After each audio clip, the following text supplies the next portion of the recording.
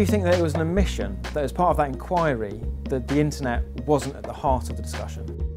Well, it covered the Leveson inquiry. I was at the Leveson inquiry twice, and it covered the internet in that Lord Justice Leveson inquired about the internet. I mean, very specifically, I remember at one point he asked me what did I think kind of should be done about online media as opposed to the press. Now, of course, his remit was very much the written press because of all the scandals that led to the establishment of the inquiry.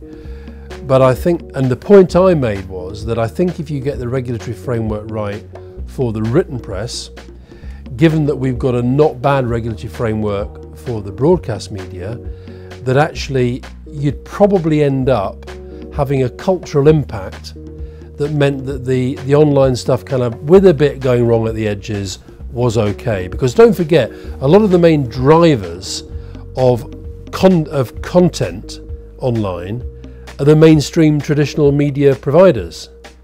You know, if you look at what tends to trend on Twitter, it's mainly what people are watching on the telly.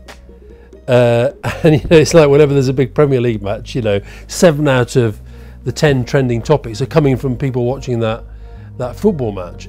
Big news events that normally in the old days, 5 years ago, would have led the news and led the papers, they're now the stuff that's leading online. So I think that it was an omission, but I don't think you can blame Leveson for that, and I don't think you can blame David Cameron, because the inquiry came out of a specific set of circumstances.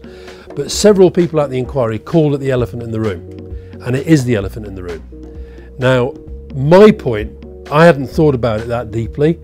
I didn't have, when he asked me directly, I gave the answer I've just gave you. I think if you get the press regulation right, if you get the broadcast regulation right, it will sort of work itself out.